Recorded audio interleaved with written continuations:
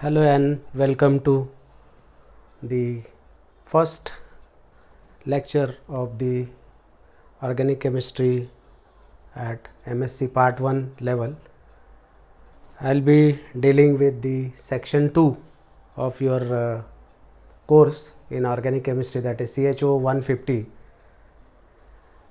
It is comprising of 4 chapters: structure, stability and reactions of reactive intermediate, that is carbocation, carbanion, carbene, free radical, etc.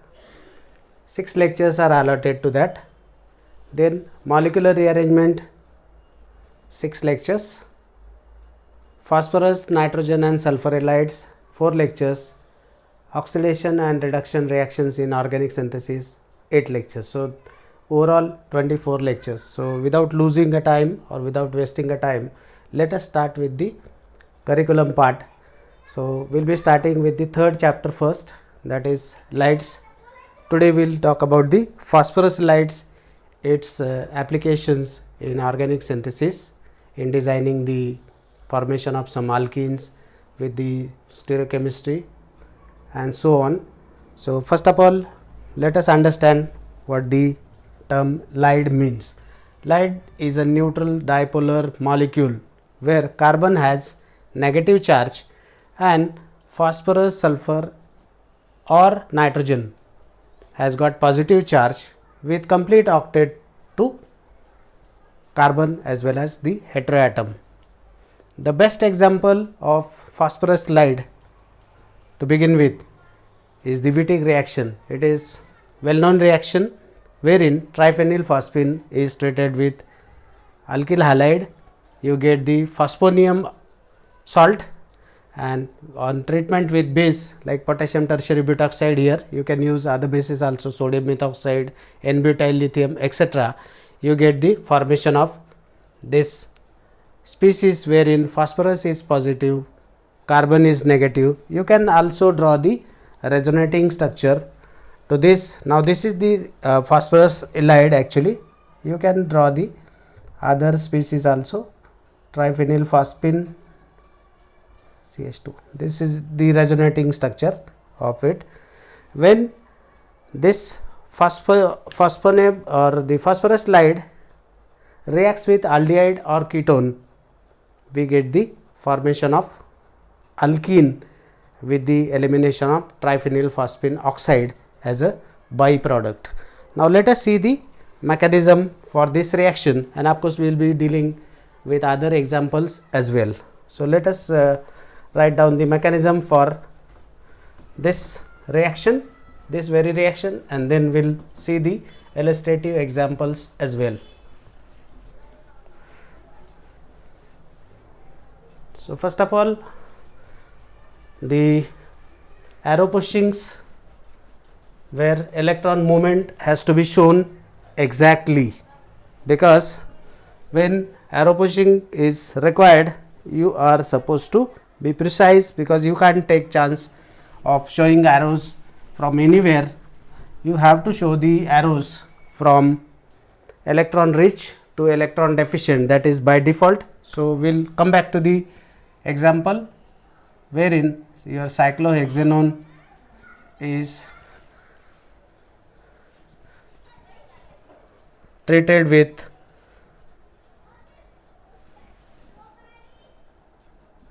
a phosphorus halide wherein carbon is negative and phosphorus is positive. So when you want to show the attack, the nucleophilic attack of carbon at carbonyl carbon, which is electron deficient, or this is the electron sink, and now the oxygen has got affinity towards phosphorus. So when you show this, there is a formation of an intermediate wherein your oxygen phosphorus bond is there. Now this is known as butane intermediate. Now this intermediate collapses, or it breaks down into triphenylphosphine oxide plus this alkene. Now since the two functional groups or these two groups are identical, you cannot designate this as E or Z, but normally when you are dealing with unstable phosphorus halide, you tend to get Z alkenes as a major product. We will come to those soon. So, this is the reaction mechanism. The other two reactions also we will see. The second reaction is Horner modification of the Wittig reaction, wherein you are dealing with a stabilized halide. So, in this case we will treat this with a bromoester, and once again you will end up with a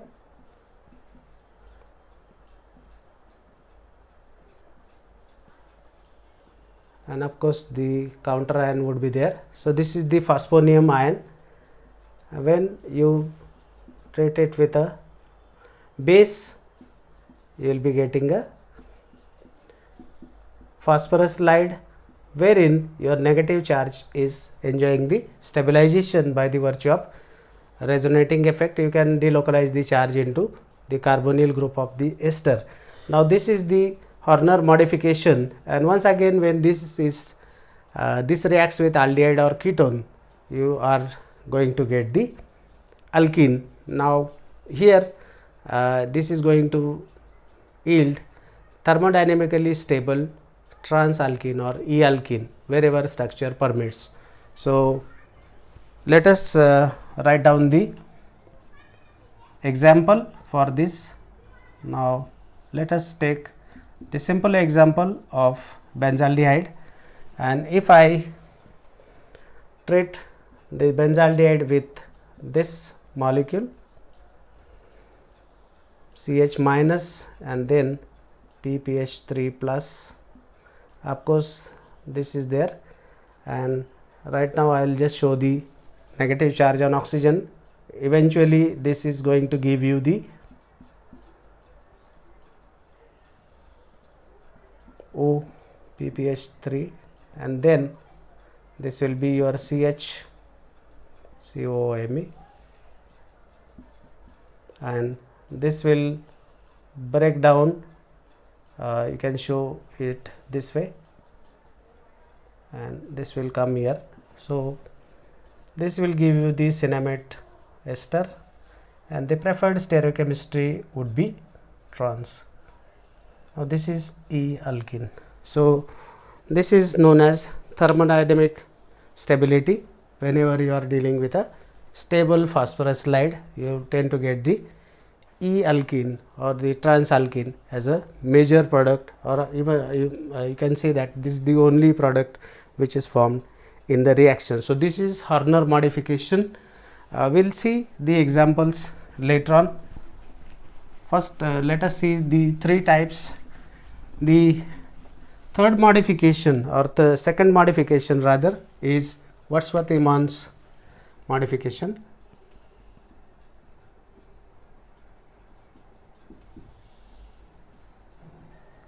Now, in this case the phosphonium salt is different, and the other reaction conditions are normally same. I will just put the example here. So,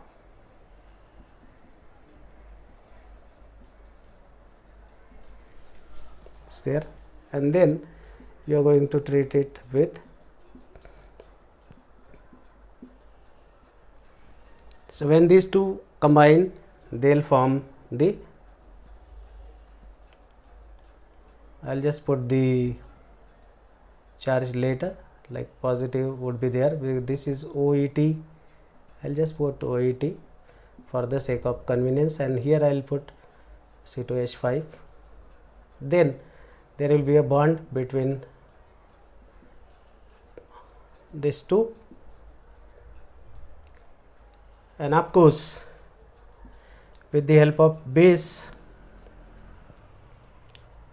initially before this there is one more step, like whatever Br or even you can use Cl which comes out here, this eventually reacts with this and you get the neutralization of this charge, like it will be OET here, and now it will be CH2. I will just put H here so that we can show the abstraction of this proton with let us say tertiary butoxide, where K plus O, and now this is going to be your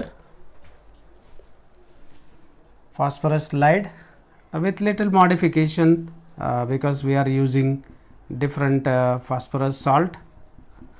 Instead of triphenyl phosphine we are using triethyl phosphite here, and then this will be minus COET, and now if this interacts with, let us take some simple example.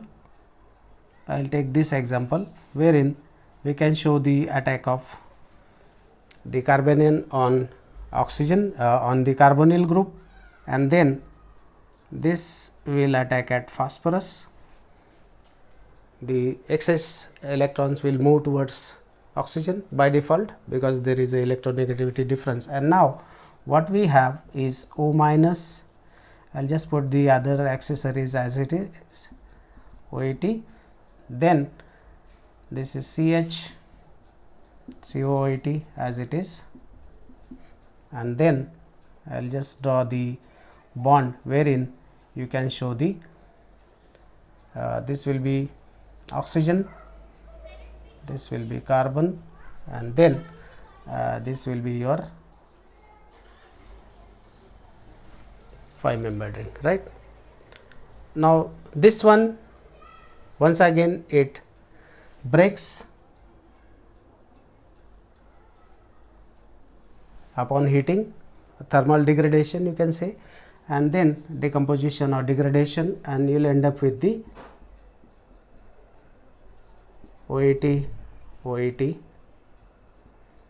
and then this is a double bond O is written, plus there is a formation of COET. Now the advantage of this very phosphorus salt is the byproduct is water soluble, unlike earlier reactions in Horner modification and the plain Wittig reaction. Triphenyl phosphine oxide is a byproduct which is insoluble in water, and normally it interferes in the organic molecules. Therefore, this modification is preferred because this byproduct is water soluble. So, the separation becomes very easy, and that is the advantageous situation for the for any chemist in the laboratory.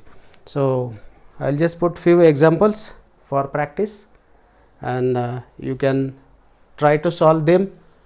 You can read some basics if required. I will just put some notes on the group also very soon, because the teaching part is more important. Collecting material is not going to be very important as far as organic chemistry part is concerned. For other subject you can read and write. Here you cannot, because understanding the core subject is very important, and since you are coming from different universities, I don't know whether you had chemistry as a principal subject or it was one of the 3 subjects at the 3rd year BSc level. So, I am going to put some examples for practice, so you can solve them. If not, we will solve them in due course.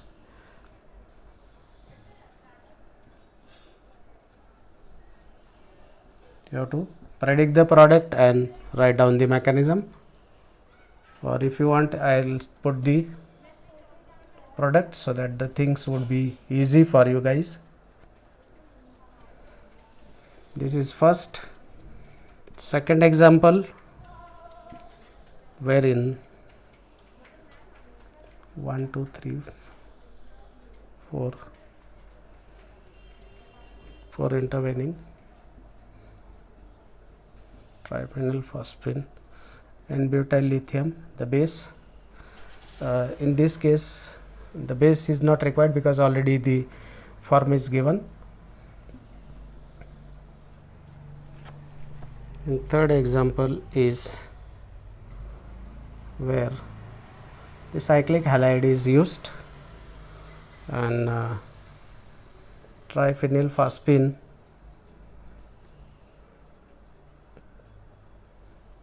NaOH and formaldehyde is used.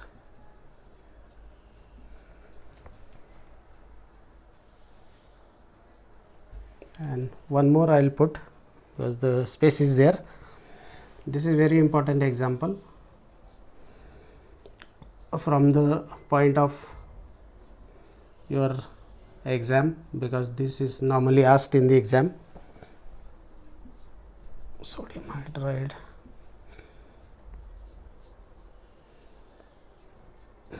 PPH3 Cl minus, and then the product is this one.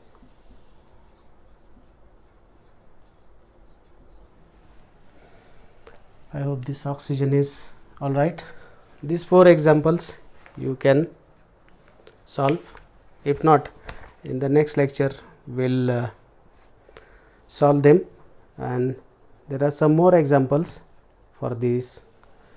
Right. So Wittig reaction is one of the reaction. Remember, there are few more reactions which falls in this category, from where aldehydes ketones are transformed into alkenes. In some reactions, even esters and acid chlorides are also transformed into alkenes. Those reactions, Petasys reaction and Peterson olefination reactions and so on, that is some advanced chemistry, but I thought that I will do all those things because that is mandatory for MSc class. Up till BSc we were happy with the Wittig reaction. Now you need to know more because you are going to face the interviews, or you are going to face online offline exams and so on. So to begin with, I will not take much because this is the first lecture, supposed to be introductory, but since we are starting late, I am directly starting with the syllabus because we don't have enough time with us. And in the revision you can post your queries on the group. Once the I'll put the link, you can join, you can see this video, you can ask the queries, you can post the queries. I'll be very happy to answer all your queries, and all the best. Since you have joined the master course, you have bright future, that much I'll say, and I'll take your leave for today. We'll continue and the interaction would be fruitful in future. Thank you.